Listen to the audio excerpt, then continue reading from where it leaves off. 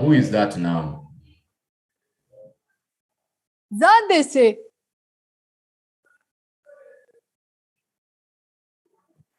That is misbehaving.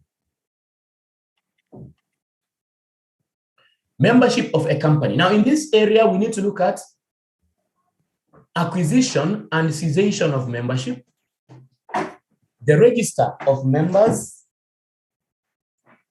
and the content. Excuse me, sir. Yes, please. Just it's for the information purpose, not for this class.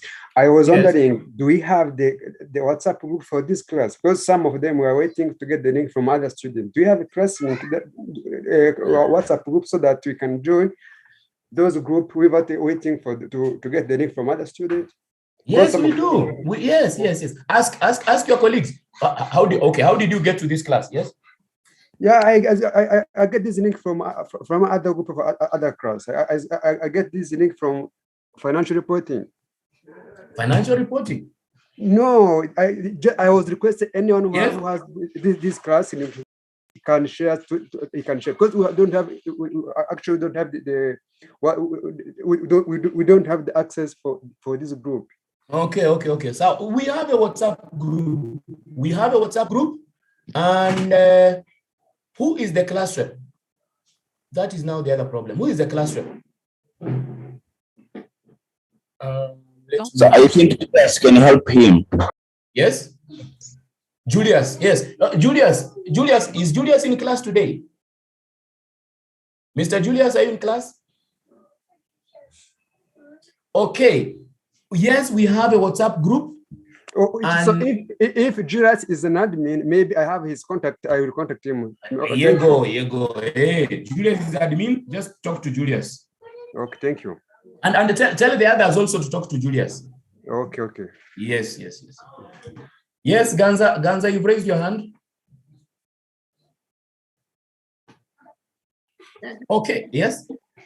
Share the number of Julius. If you can share the number of Julius, everyone can contact him in the case. Okay, the number of Julius, let me get it.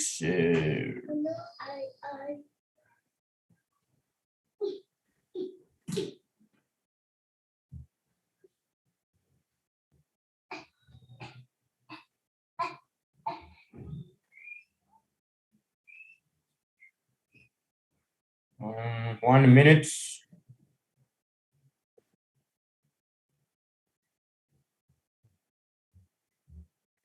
Someone shared it. Somebody has shared it. Okay, let me see. Yes, there's the number of Julius. 0788418881.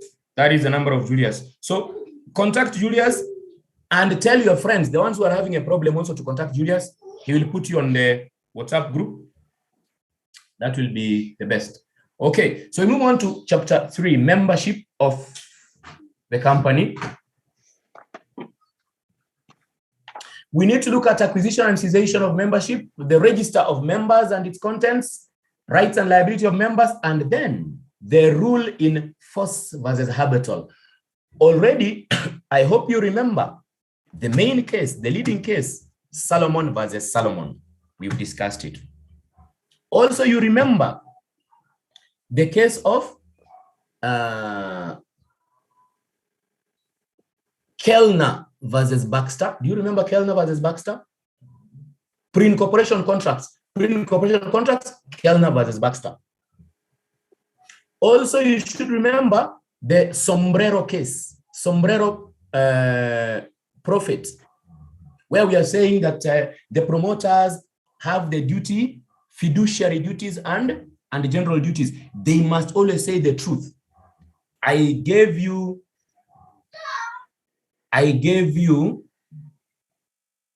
the 17 cases, the leading cases, which you must always have at your fingertips. 17 cases. Look at the screen now. Solomon, very important case. Understand the facts of that case. Distinct legal personality.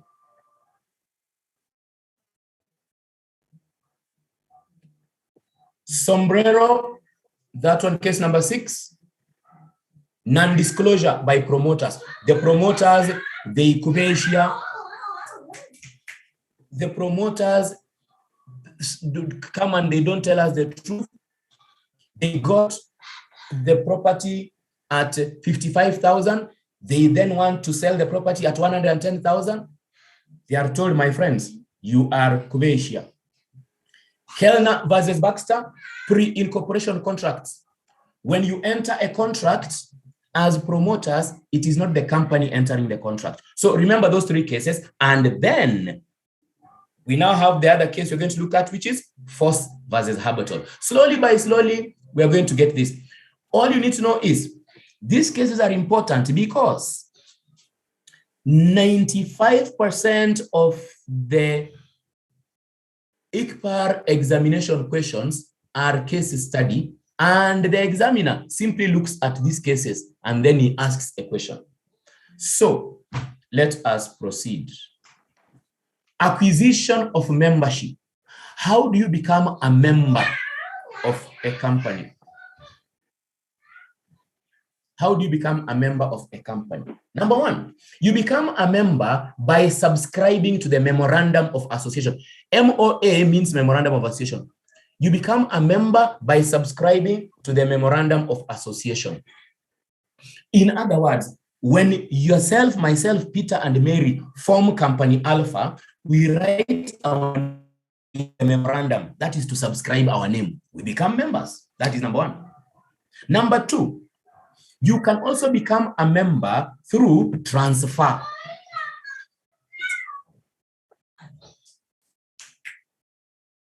You become a member through transfer in the sense that I am already a member and now I sell my shares to you. You are already a member and now you sell your shares to me, including you just give me the shares as a gift. Very soon it will be Valentine. So on Valentine's Day, your uncle gives you shares in Company Alpha. That is transfer. A living person to another living person, either for cash or as a gift. Number 3, transmission. Transmission is either by death or bankruptcy. So if Jack dies, his shares are transmitted to Jill through death. His shares are transmitted to Jill through death. If Jack becomes bankrupt, his shares are also transmitted to his trustee in bankruptcy. His trustee, a trustee in bankruptcy will be that person who has said that, yes, Mr. John is bankrupt.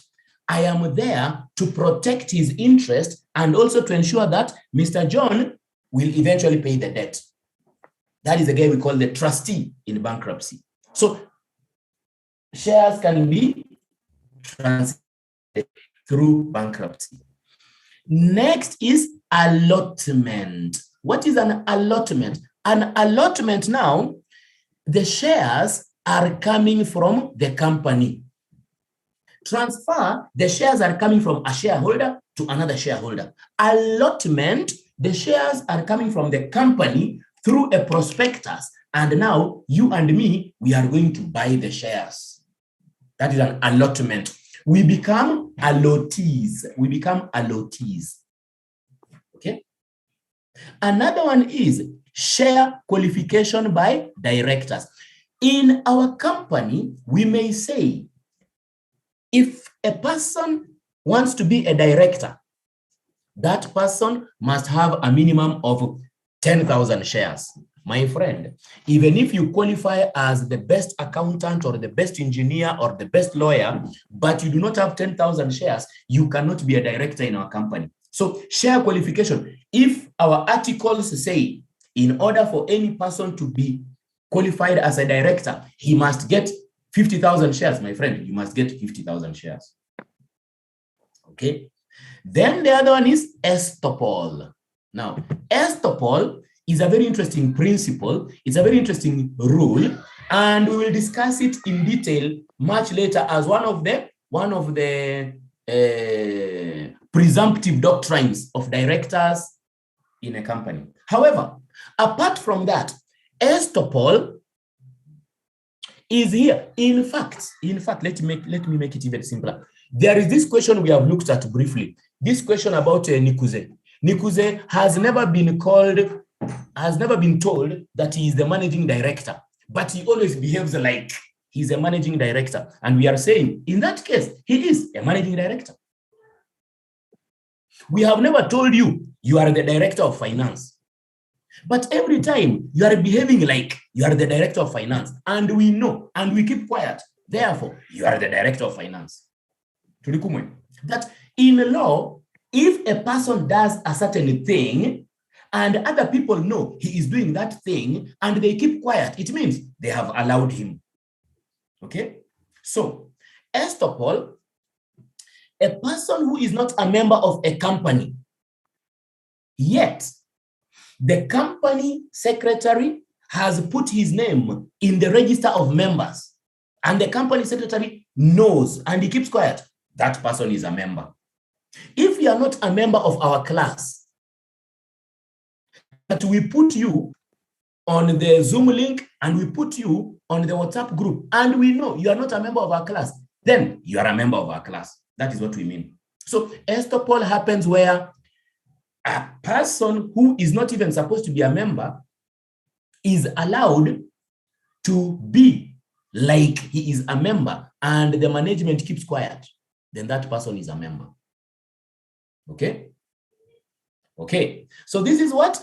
Acquisition, how we get membership of a company. Excuse me, sir.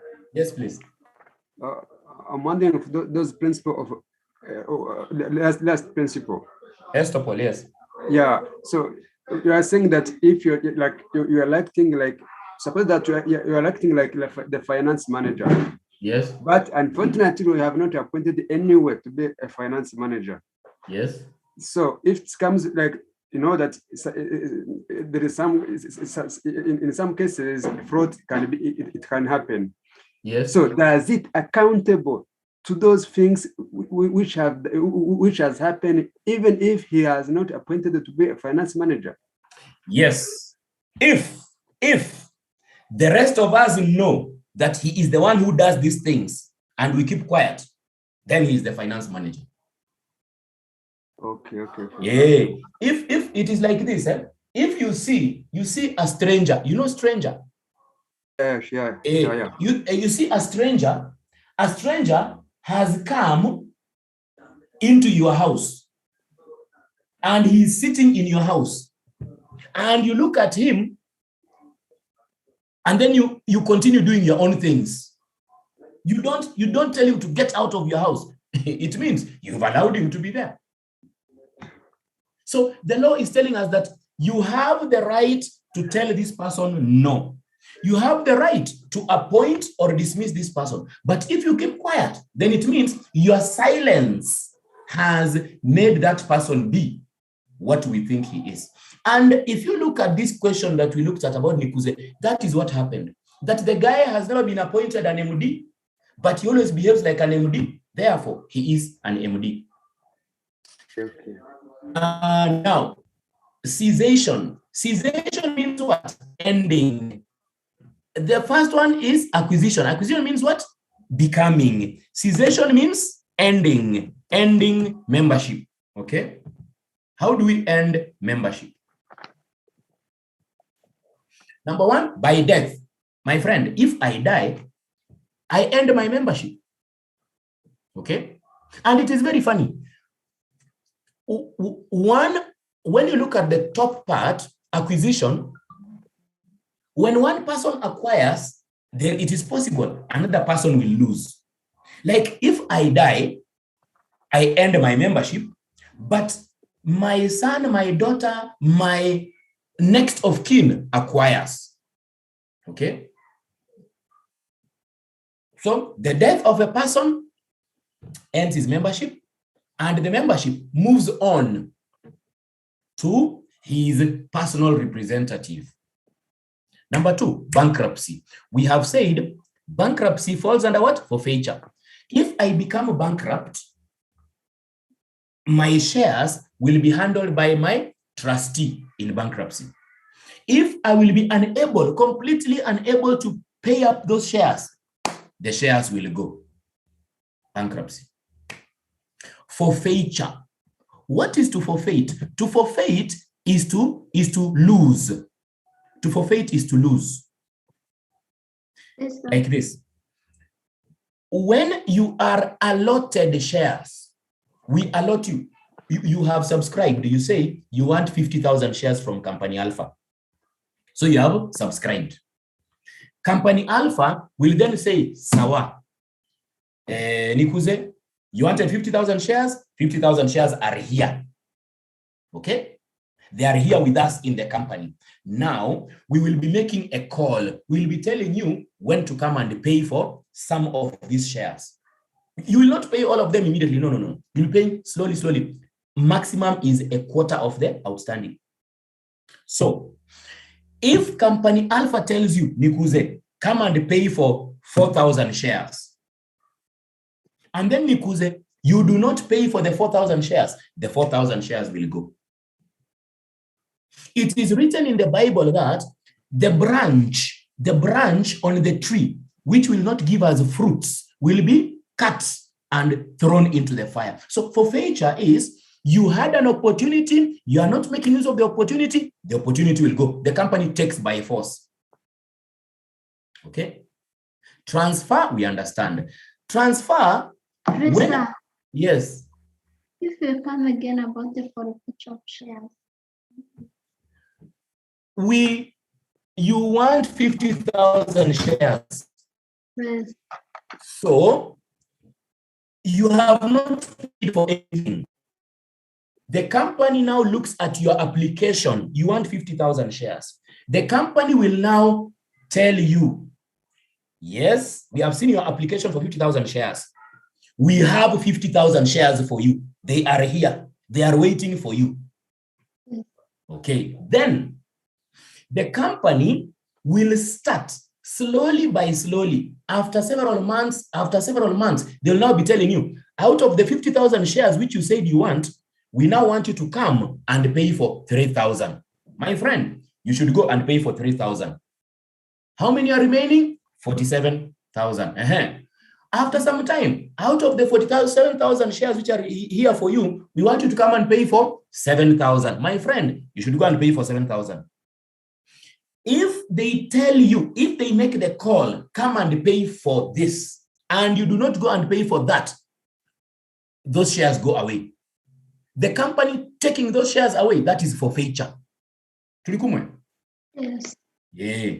Then transfer is very straightforward. Transfer, when one person transfers to the other, of course, he loses those shares he has transferred. Okay? If I transfer to you 10,000 shares, it means I have lost 10,000. They're gone. They're not with me. Surrender, a valid surrender.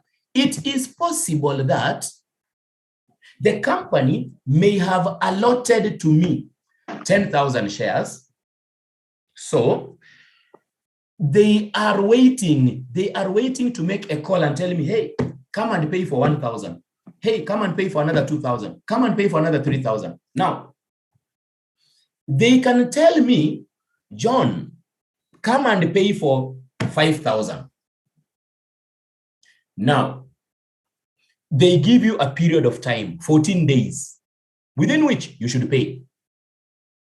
When they give you that period, come and pay for 5,000, and then you realize 14 days will pass before you have paid. And what will happen? If 14 days will pass before you have paid, there will be a what? Forfeiture.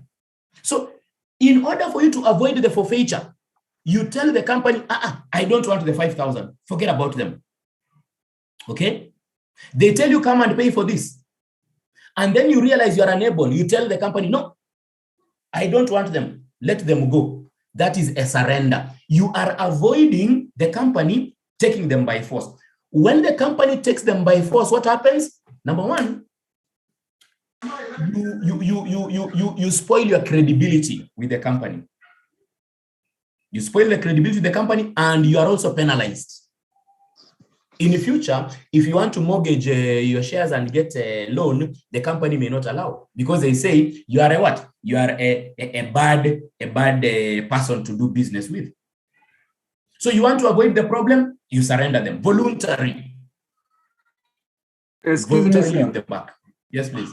For this voluntary surrender and forfeiture of shares. Yes. So the shares the company take, is the shares called for, or the outstanding unpaid shares? They take all outstanding unpaid shares, or they are taking those shares they are called for, but you have not yet ready to pay. Only the ones they have called for. The ones they have called for only. The outstanding, they will go slowly by slowly out. You see what will happen is they have allotted you 10,000 shares. So they'll come a day, they will ask for 1,000. You should pay for 1,000. You still have 9,000 there. Another time they'll come, another 1,000. You pay for 1,000. There are 8,000 there. Another time, 1,000, 7,000. So it goes like that slowly, until there'll be a time you have paid for everything. So it goes slowly by slowly.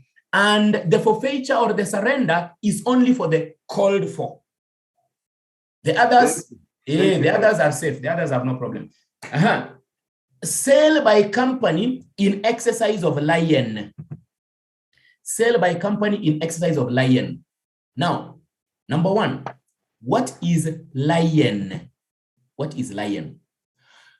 If you take your telephone to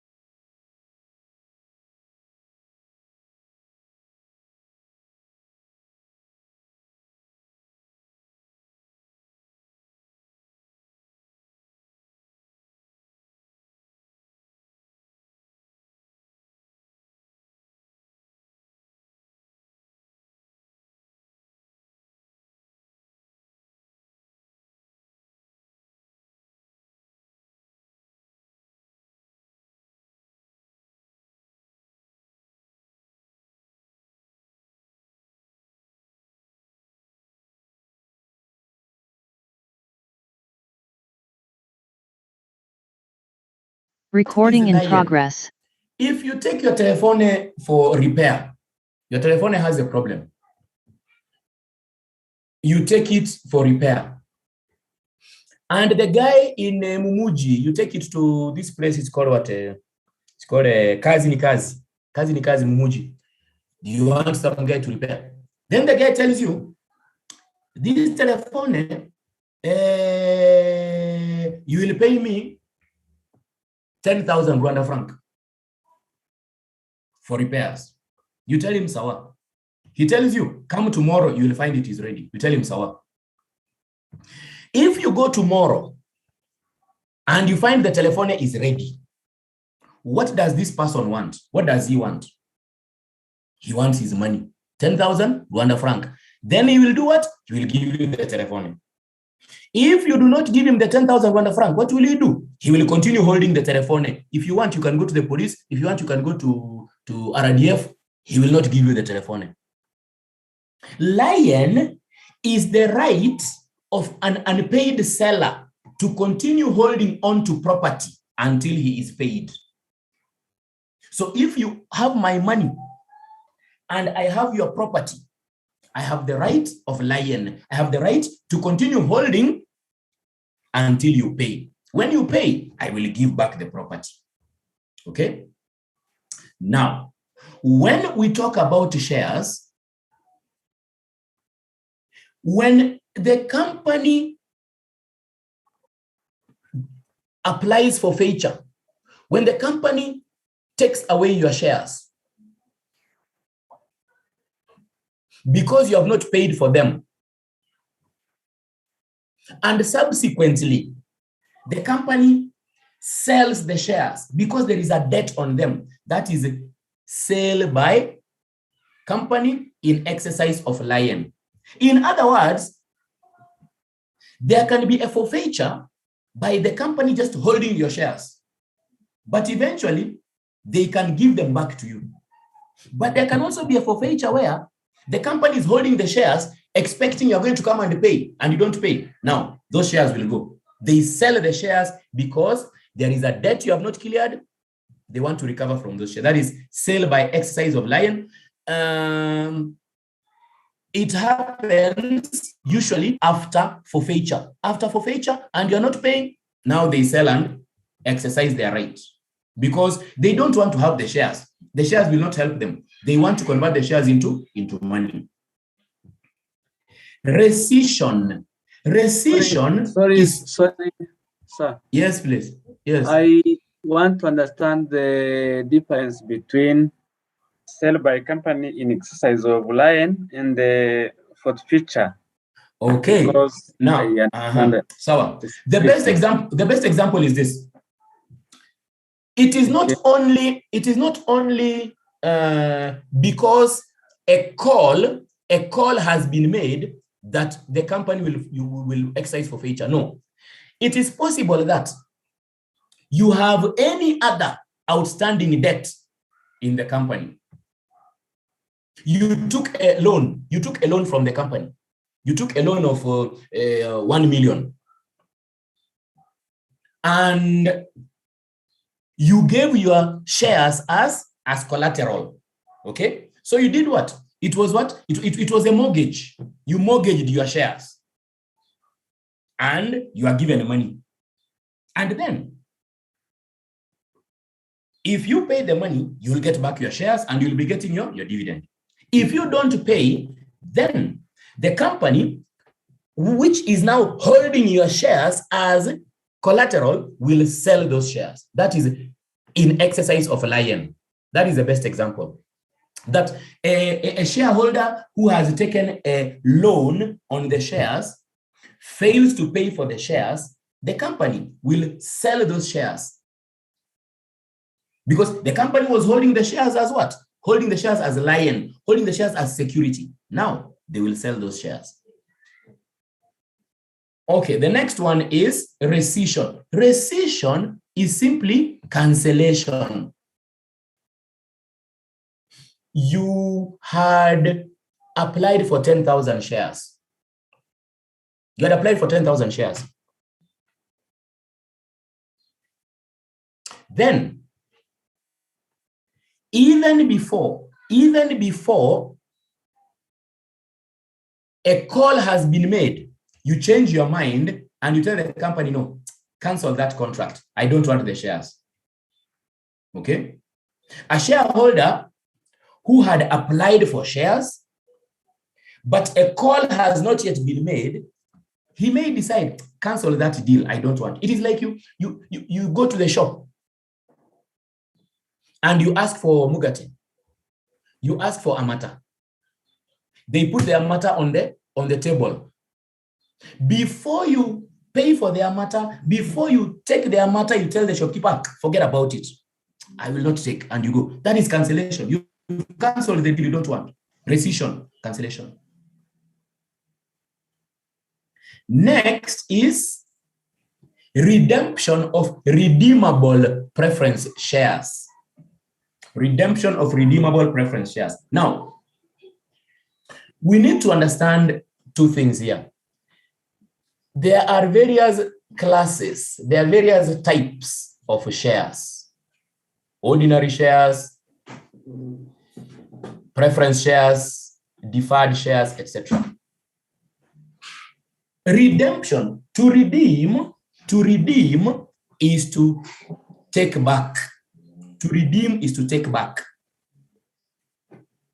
Now, when we talk about redemption of redeemable preference shares, these are shares which the company tells the Vaturage, come and buy these shares. The shares will be yours for the next 6 months. The shares will be yours for the next 5 months. So there is a period of time. Buy these shares, give us money, give us a 100,000 mafaranga, and you take these shares. These shares will be yours for 6 months.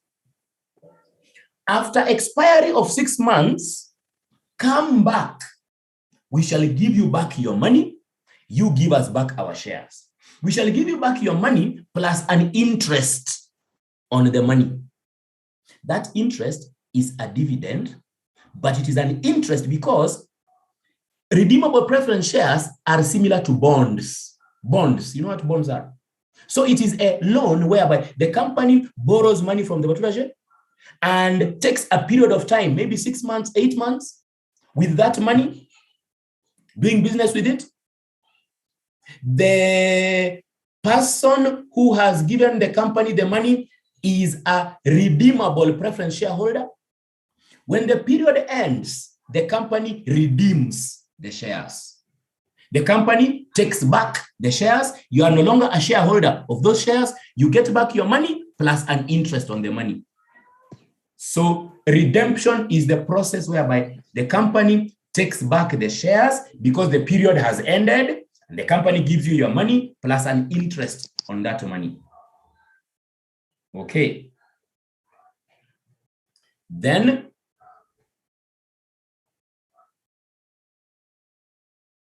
there is liquidation. Liquidation. What is liquidation? Winding up.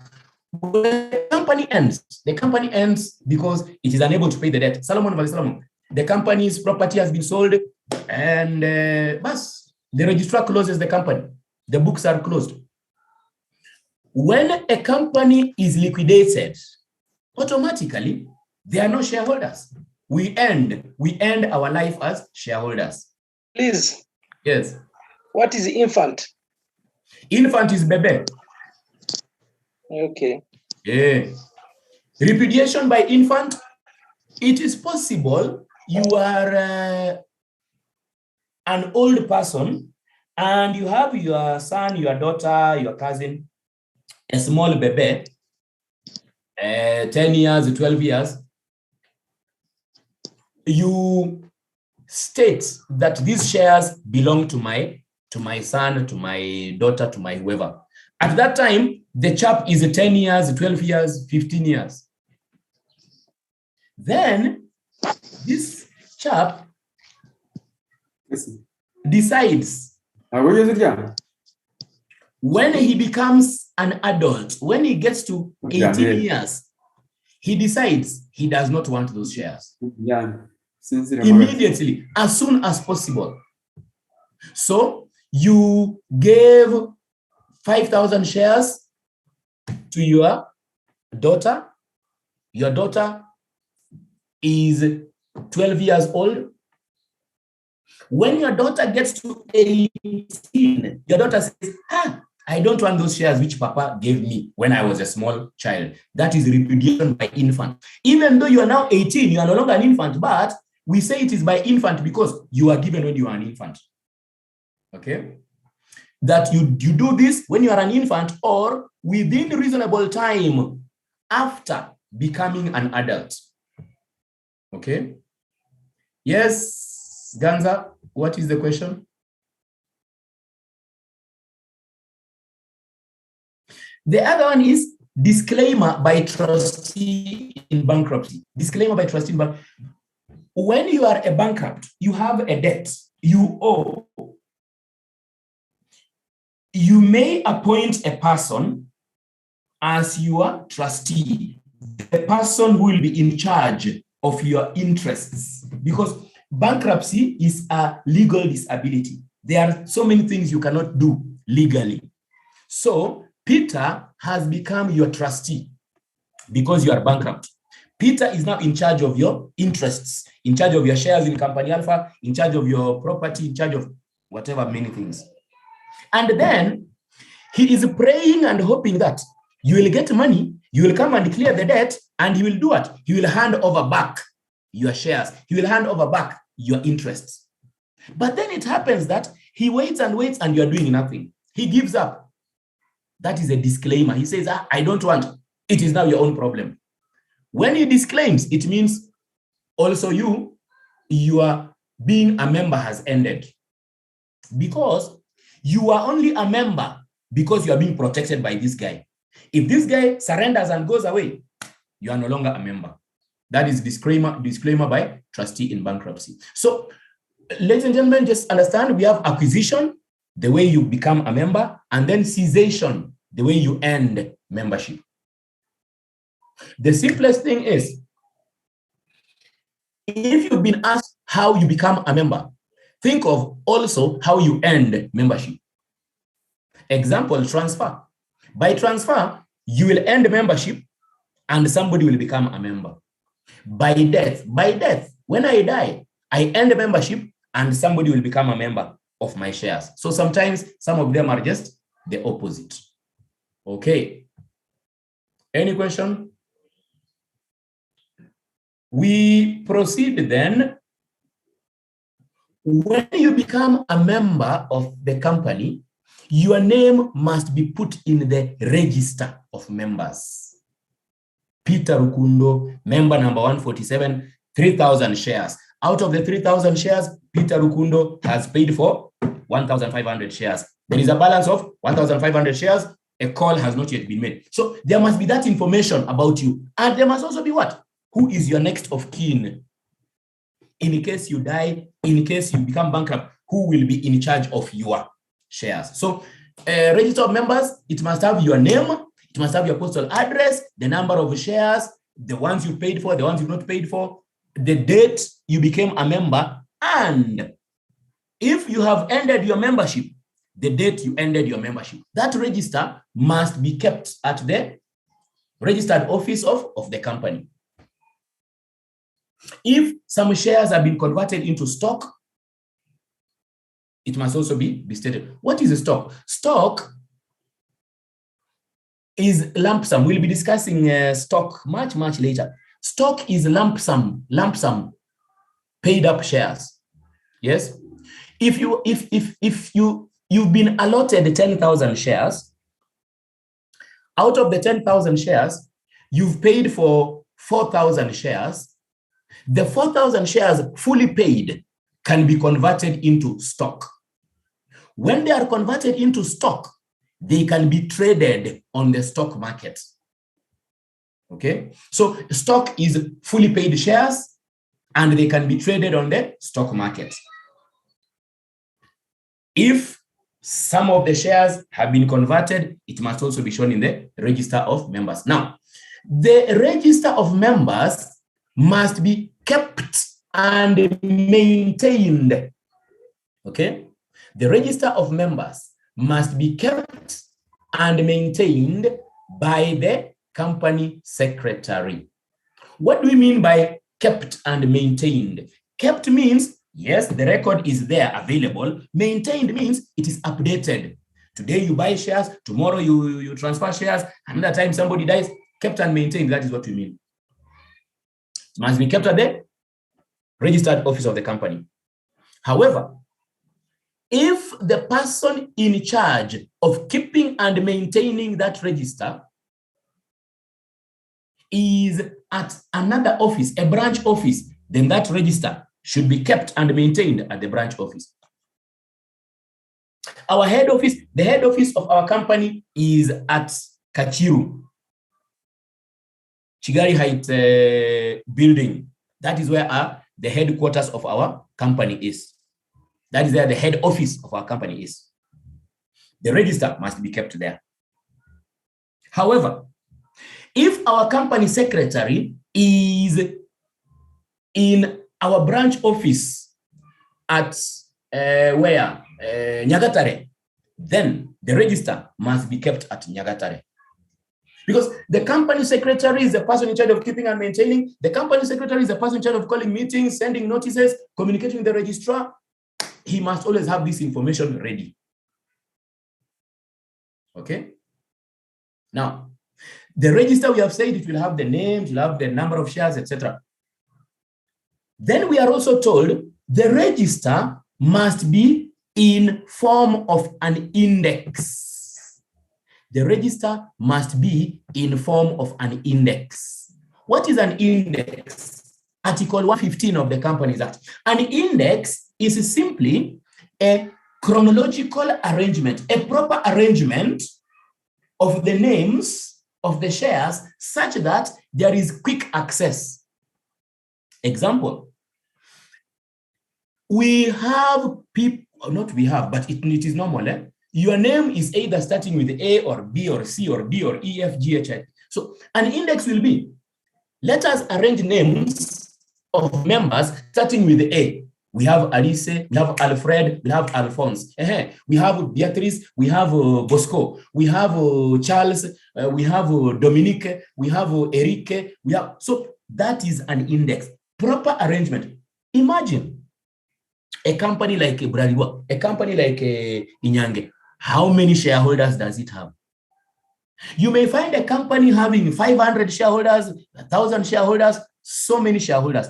Looking for the name of a particular person can be a big problem unless it is arranged in an index.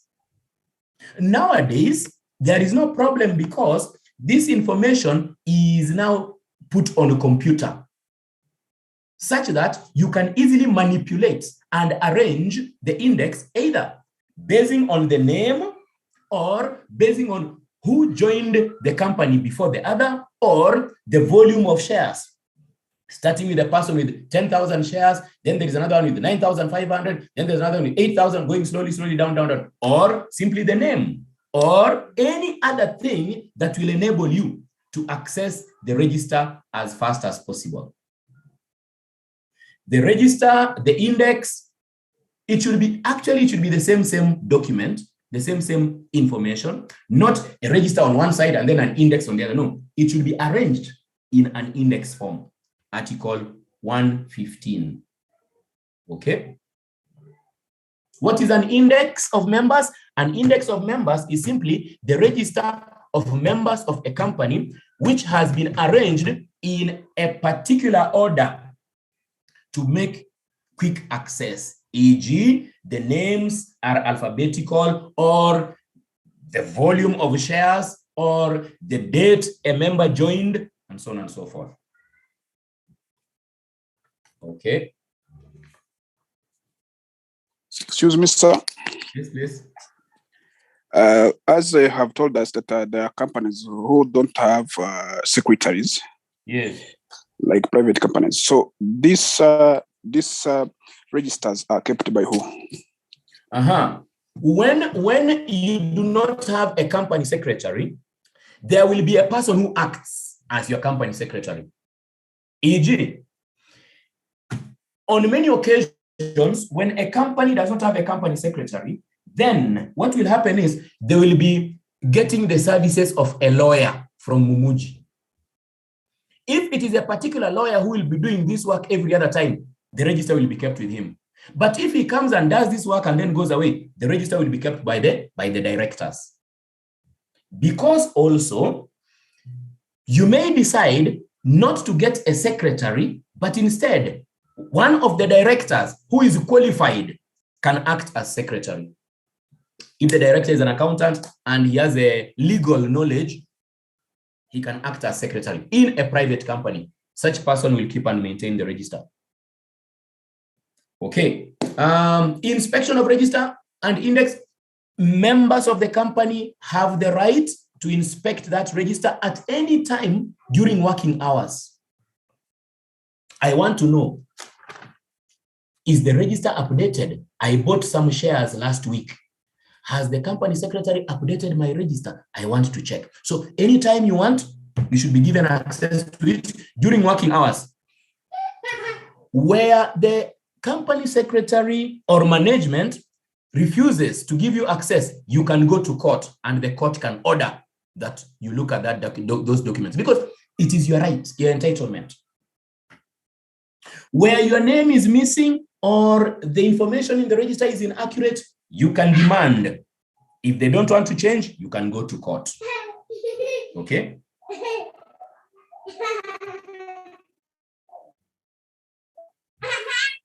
So we're talking about rectification. If your name is missing, if your name has been wrongly written, if the shares are inaccurate, you can demand. If they do not do that, you can approach the company, the registrar of companies, or you can approach the court, and the court will order.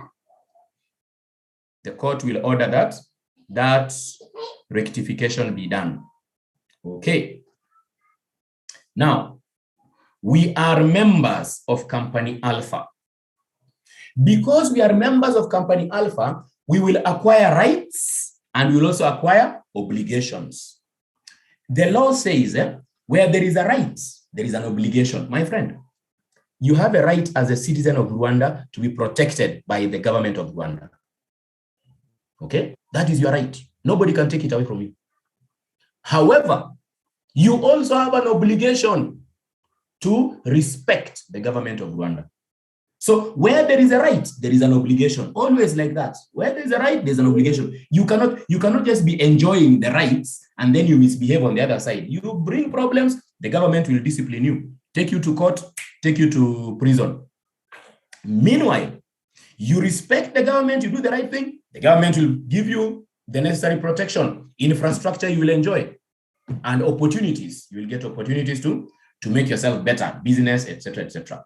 So when you are a member, you acquire certain rights. We have 3 levels of rights, 3 levels of membership rights. Okay? We have 3 levels of membership rights. We have individual membership rights. We have corporate membership rights. And then we have corporate rights. Okay? We have 3 levels of rights: individual membership rights, corporate membership rights, and then corporate rights. Sawa? Okay. Now, individual membership rights. When we talk about individual, my friend, when you joined this class, you joined yourself. You did not join with the Umuhoza or with the Patrick or with the Wamaria. No, no, no, no. You joined alone as a person, okay? So an individual membership rights is your rights, you as Pierre, you as Jonathan, you yourself. Individual, one person. They are given to you in your individual capacity. They are personal, they are for you. And my friend, you can use them the way you want, okay? It does not matter what the other people want. You can use those rights of yours as you, the way you want. If any person interferes with those rights of yours, you have the right to go to court and protect them. The case of Pender versus Lashington, we shall look at this case later. That a member's right to vote cannot be taken away from him because his right to vote is what? His property. This individual membership rights, we will look at them detail later. Individual membership rights, we are going to say they are in two levels. Primary rights and secondary rights. Okay? The individual membership rights, they are in 2 categories: primary rights and secondary rights. Okay? We'll discuss this. The primary rights are the right to vote, the right to dividend, the right to capital. The secondary rights are the right to notices, the right to attend meetings, the right to look at those documents, the register of companies, etc., etc. We'll discuss those ones later, okay? The primary and the secondary. But meanwhile, what you're saying is individual membership rights are your rights, you as one person, you yourself. Nobody else has power over those rights. You can use those rights the way you want. If those rights are violated by any person, you can go to court. This is governed by Pender versus Lashington.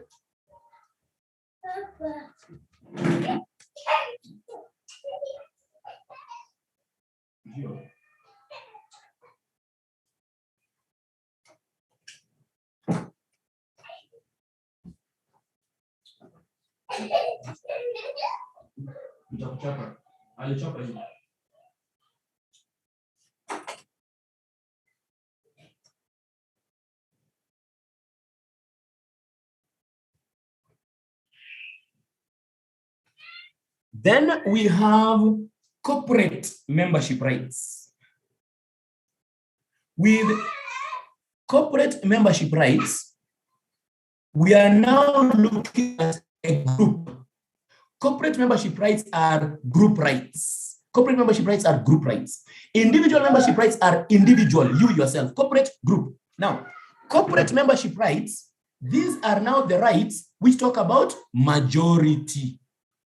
Corporate membership rights talk about majority. Corporate membership rights talk about democracy. That even though you as an individual, you have rights, but you alone cannot make decisions in the company. We want to see how many want us to do this. So we look at what? The majority rule. Corporate membership rights, we look at the majority. We are 10 people in our company. We want to see how many want us to start a new branch in Musanze. We look at numbers. If 6 want us to start the branch, sawa, we shall start the branch. The remaining 4, we are very sorry. Next time, try and campaign and vote. And if you win, then you'll be lucky. Majority rule, the rule in force versus habital. If there is a problem with these rights, if something bad has happened, then what shall be done is we will have to vote. We will have to look at numbers. The majority are the ones who will decide. An individual cannot decide. Okay?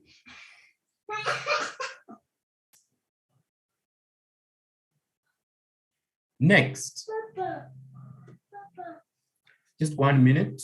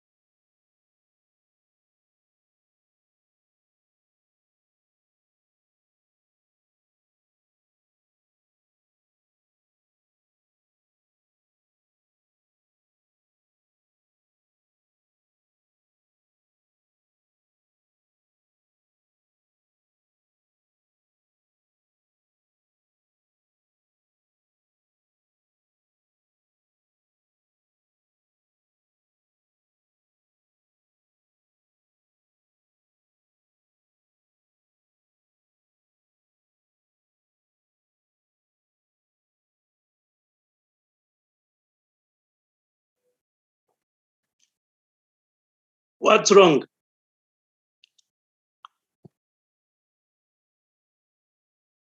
avuze ko dutegereza iminota mike akaze mu kanya. Thank you.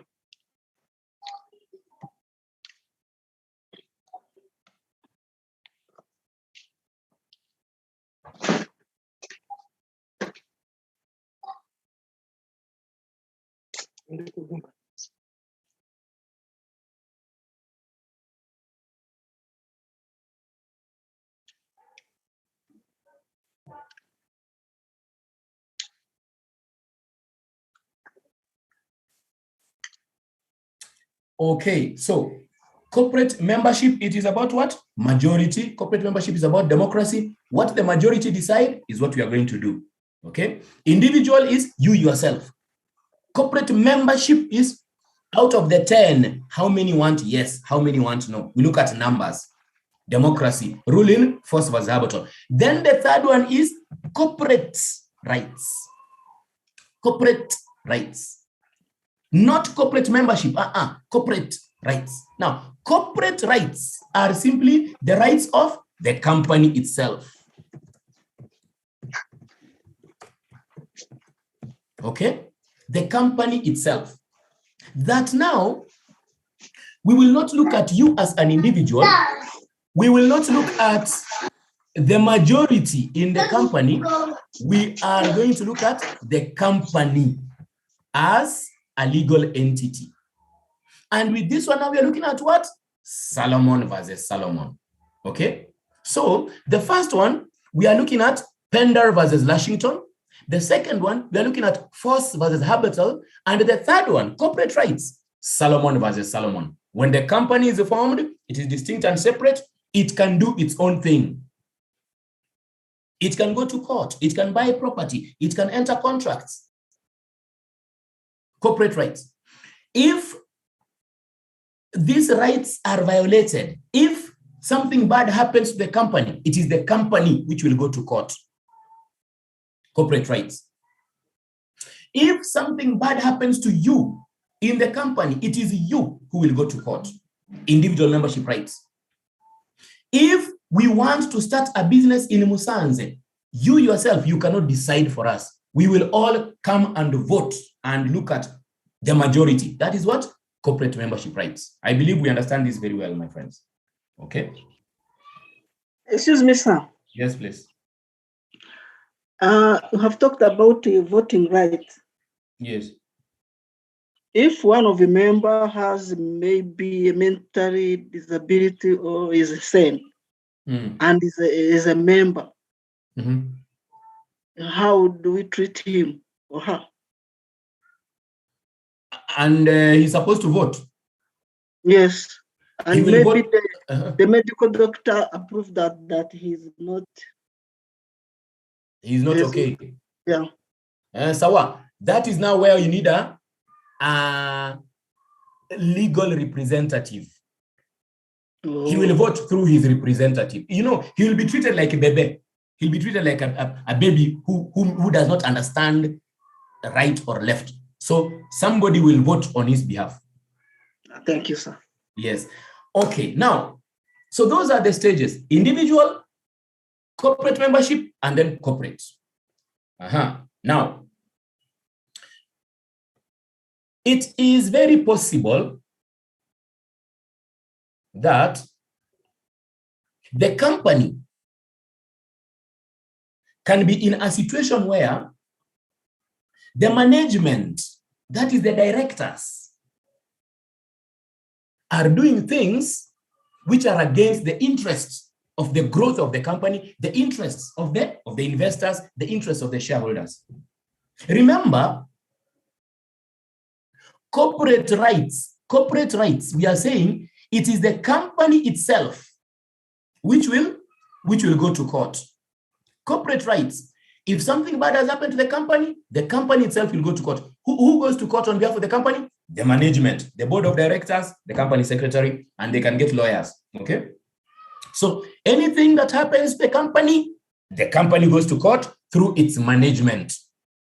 You as an individual with your individual membership rights, you can do nothing. We as majority, that is what? The corporate membership rights, we can do nothing. It must be the company itself through the board of directors, the company secretary. Okay, sawa. However, be a time when these people who are supposed to be and help through this management, the directors, the company secretary, they are the ones who are bringing the problem. There can be a situation like that. That they are the ones involved in fraud. They are the ones involved in embezzlement. So they are benefiting from the wrong things. The company is going down. Do you think they can go to court and say, oh, our company is having this problem? They cannot. You cannot report yourself to the police, my friend. You cannot. You cannot jump into the fire yourself. So there are times when the management itself is the one which is bringing problems. The individuals are just watching. The majority are just watching. Therefore, we have what? Derivative action. Article 231 of the Companies Act. Derivative action. Derivative action is that action, and action means going to court. The word action means going to court. Derivative action is where an individual or several individuals can say, we are going to fight for the company. Yes? that things are not happening well. The management is the one which is supposed to be be in charge, but the management is the problem. What do we do? The Companies Act in Article 231 gives you as an individual, or if you want to be several individuals there, you can go to court. You go to court and tell the court, yes, we know that a company is distinct and separate from the people who form it. We have no right to come and fight on behalf of the company. The company can fight its own war. It has capacity to sue and be sued. However, the people who are supposed to come to the court to protect the company are the people who are bringing the problem. So we are requesting the court to have Mbabazi on us, to allow us to represent the company. That is the derivative action. Derive means coming from, okay? Derivative action, it is coming from. And coming from who? The Batulaje. Instead of the leaders, because the leaders are the problem. So derivative action is that opportunity that an individual shareholder can go to court in his name on behalf of the company. Our company management is just stealing. I have come to court to protect the interests of this company, because if I don't, management will continue stealing. That is what we are saying. Okay? So it is an exception to where we are looking at majorities to where we are looking at corporate rights. However, the court will not just allow you to represent a company, because you will be told, my friend, in Solomon's case, we were told that a company can sue and be sued. So why are you coming here? So you must have very good reasons. Those are the conditions. In order for you to be allowed by the court to present a derivative action, in order for you to be allowed by court to come and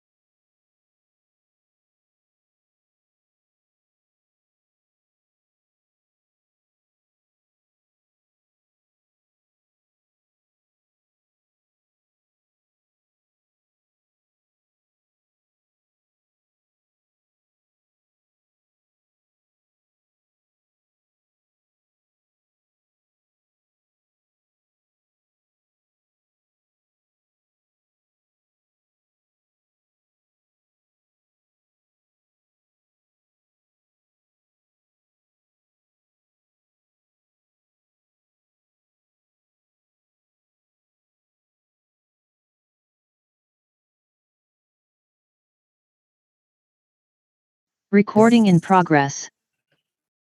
in order for you to be allowed by courts to represent the company, you must prove these conditions.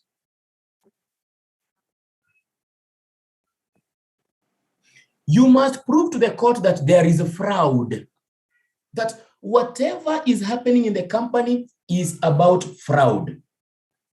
Whatever is happening in the company is about embezzlement, misappropriation. Number two, you must prove to the court that the people who are bringing the problem are the people who are in control, not ordinary members. It is the management, that this problem is being brought by management.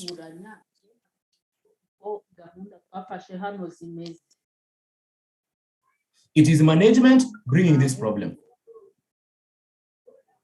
You must tell the court, you must prove to the court that you are only coming as a representative. You are only coming as a representative. You are not part of management. You are just an ordinary Mutulaje. Yes? You are just coming as a representative, an ordinary Mutulaje. But the actual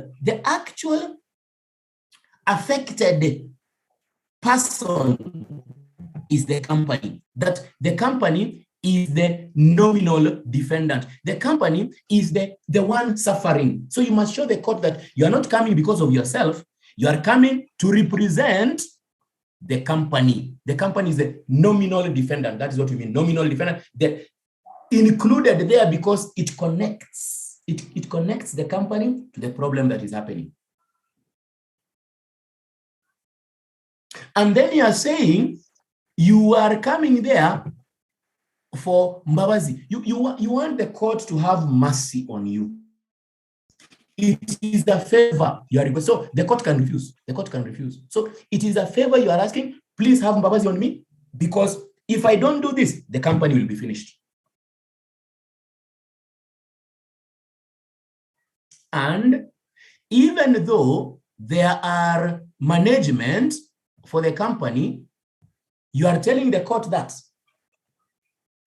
if this case is to be removed from court, it is only you who can remove it.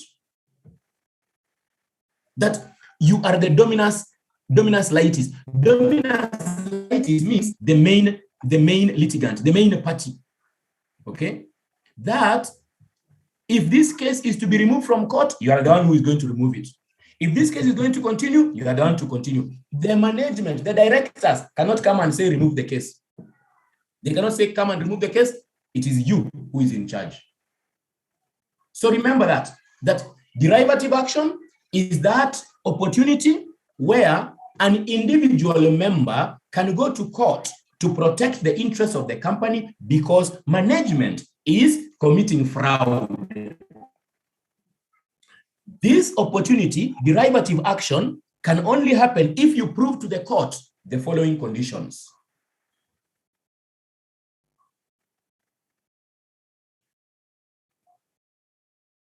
That fraud has been committed, that the persons who are bringing the problem are the persons who are in control, that you are simply representing the company as an ordinary person. You are not part of the management. The company is the one which is suffering. The company is the actual sufferer. You are requesting a favor. You are asking for a favor. You are asking for Mbabazi. It is not a right. It is only a favor you're asking, because the rule in Solomon says a company should fight its own war. And then, if the case has to be removed, you are the one who will remove it.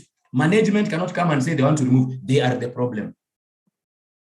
Somebody is asking an example. An example, company Alpha is suffering losses. And we realize that company Alpha is suffering losses because the board of directors, they are always taking money and going to Lake Chivu. They are always taking money and buying Prado. They are always taking money and flying to Belgium. So the company is now in the red. The company is almost going to be insolvent. These guys, the board of directors, cannot go to court and say there is embezzlement here. They are the ones who are embezzling. So you go to court and you tell the court, hey, you know what? Our company will soon go for insolvency. Our company will be closed. It will be closed because of these directors. These people, they are finishing our company. We cannot expect them to come and defend our company. They are the problem. That is an example. So you have to show the court that there is a fraud here. You have to show the court that the problem people are the guys in control. So you want to fight for the company. Okay. Now, we said companies are managed by democracy. Please, lecturer. Yes. Can we take some minutes of break? Because if we continue, sometime we lose something. Okay. You want some break? Now it is 3 o'clock. So we up to 3:30. Yes. Okay, Sawa. So we take a break up to 3:30 and then we come back. Thank you very much. Okay. So.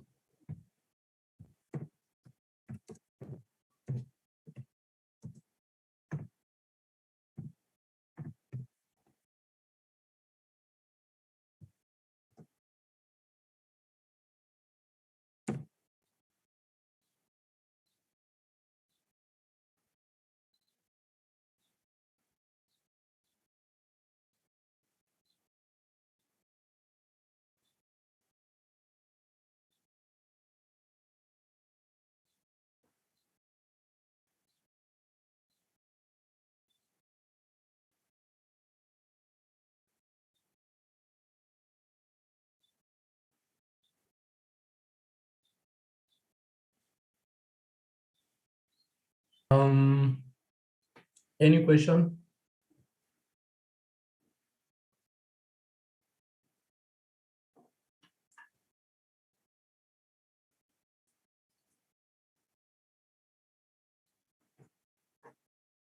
Fine. So we are then saying that we look at majority. When we make decisions in a company, we look at majority. Even though we look at majority, yes, it is important that what the majority want in a company should be the thing to be done. But then it is also necessary that we protect the minority. The minority may be taken advantage of by the majority. So it is important, yes, let us vote, let us see where are more people. Where more people are, that is where we go. However, we must also protect the minority. That is now what we're talking about, majority rule and minority protection. Majority rule is about democracy. Yes. But now, the majority rule must not always be the way to go. Sometimes, the majority may be doing wrong things, and therefore, the law must protect the minority. So, when we talk about force versus habitual, 1 minute.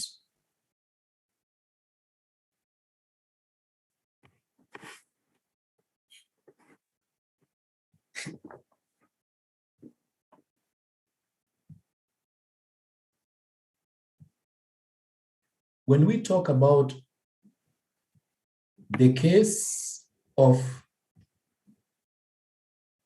force versus habitual, that one,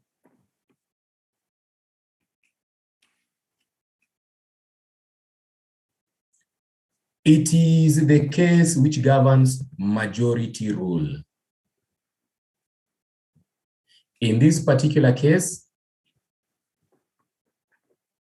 directors had defrauded the company, but the members in a general meeting decided they will not take the directors to court.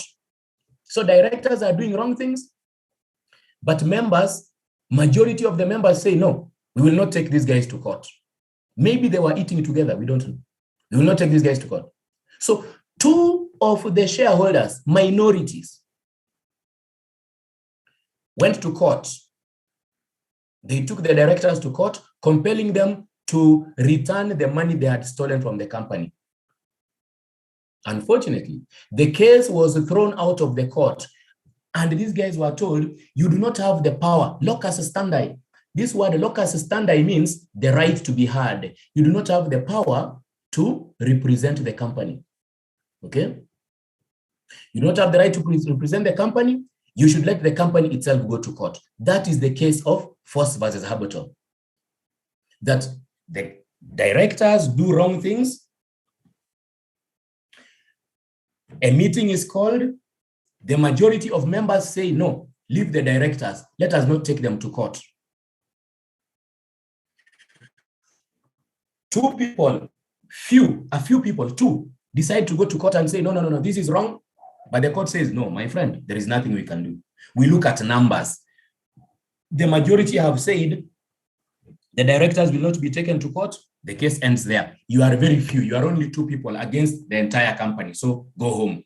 That is what happened in force versus habitual. Majority. What the majority decides is what is going to be followed. Okay? But now we are told that there are exceptions. The law will not always support majority. Yes, the law will not always support majority because the majority is not always correct. And I gave you the example when we were starting, I gave you the example of Jesus. Jesus was crucified by the majority. The majority said, let Barabbas go home, go and crucify Jesus. So sometimes majority is very dangerous. sometimes democracy in a company is very dangerous. What are the cases? What are the examples where the court will say, forget about majority, we are going to protect the minority? When will the court protect the minority? Those are the exceptions to force versus habitual. When the court says, forget about majority, we are going with the minority. Number one, if there are ultra-vires or illegal acts, if there are things which have been done beyond the powers of the company, or if there are things which are illegal, the court will protect the minority. Number two, if the articles of association require special majority. What is special majority? If the articles of the company require 75% and above to vote for a particular thing, but what has happened is only 50%, 51%.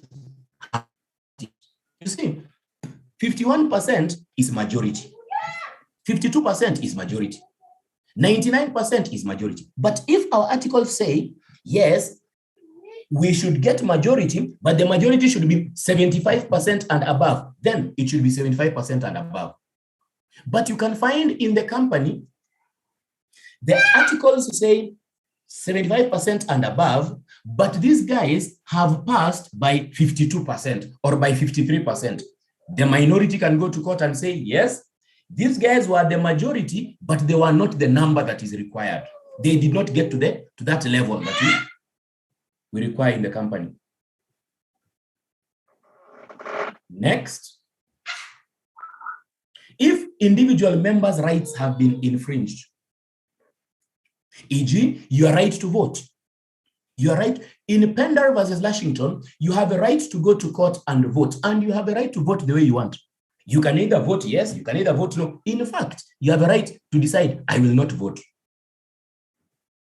So if an individual member's rights have been taken away, again, the minority can go to court. And then, of course, fraud. We have already seen fraud, where we talk about what? Where we talk about derivative action. If you can prove there is a fraud, the minority will be protected. So basically, in simple terms, anything that concerns oppression of the minority, fraud on the minority, anything that concerns doing things which are illegal, things which are ultra-vires, minority can go to court and say, yes, the majority are saying we do these things, but these things are bad, we want to be protected. That is what you're saying. Okay. Any question?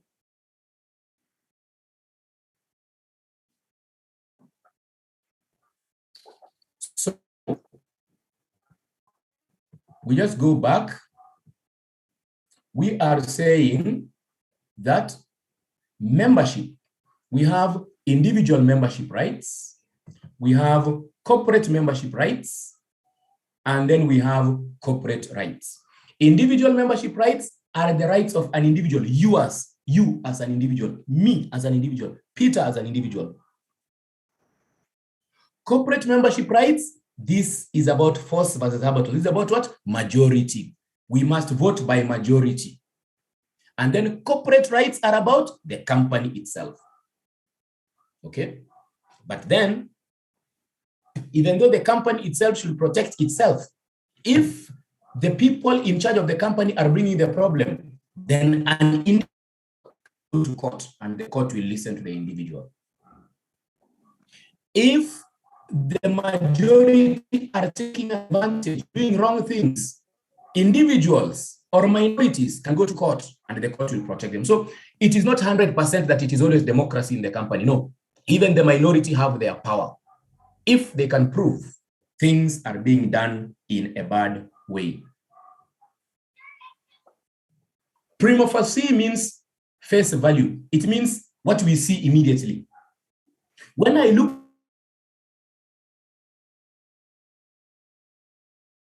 Press.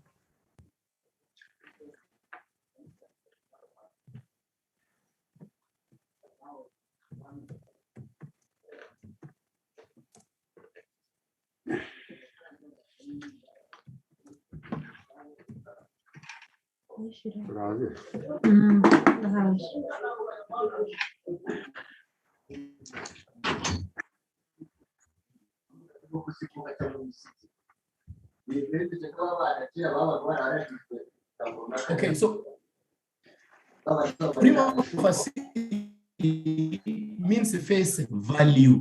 Face value. Prima facie means what I can see immediately. Example, when I look at the class, when I look at the list of students, prima facie, I believe you are all students of our class. But it is possible there can be a stranger there. It is possible that not all of them are students. Some of them are management, but they are there to coordinate. Like when you look at the WhatsApp, our WhatsApp group, it is myself and you people, but we also have our director, we also have other senior supervisors. So when you look at something without getting to know more, we say you are looking at it prima facie. You are looking at it face value without going inside deeper. So face value, oh, all of these are Abanyarwanda. You do not know that they are not all Abanyarwanda. There is also an Indian here. There is also a Jamaican here. There is also a Afghanistan here. Prima facie is just on the top, on the look of things, the way things are. Okay. Sawa. This other area, you can just read through it. It is not very, this one is just for explanation. Minority protection by statute, by parliament. That you can just take your time, read through it. Not a big problem there. Yes. So we're done with the chapter 3. Any question? Anything you want us to go back to?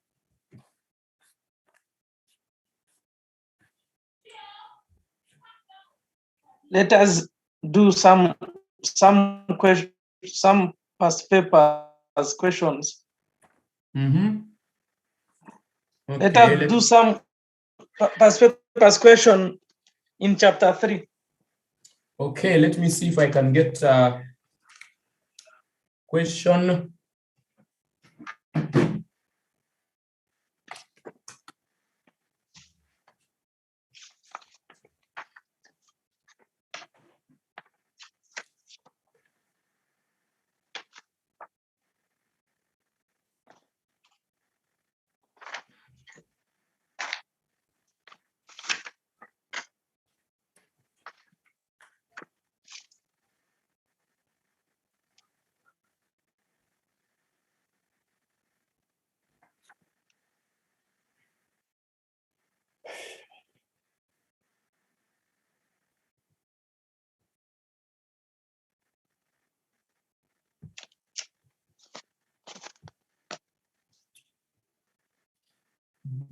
Let me see.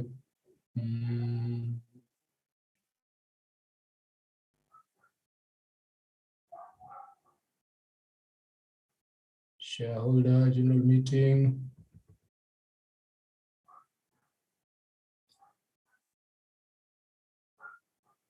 Nationality of the bank.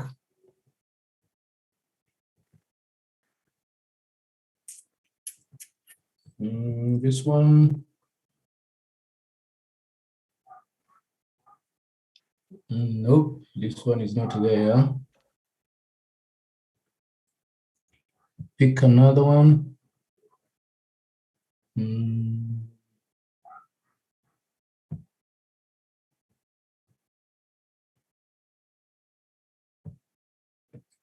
What you simply need to remember is that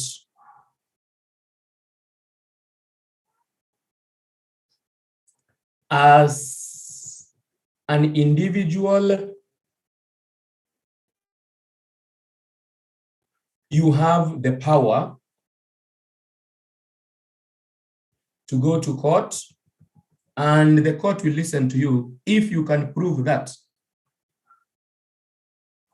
you are moving to court for purposes of protecting the interests of the company, because the people who are supposed to protect those interests are the people who are bringing the problem.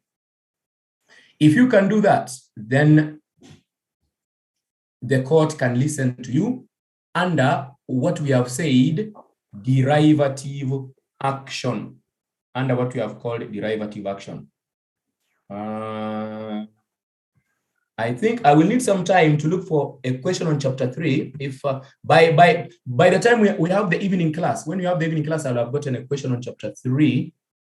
Then we can look at that when we take our break for the evening class. I'll look for a question, then we can go through it. Okay, so let us proceed. I will pick a question when you take our break before the evening class. Fine.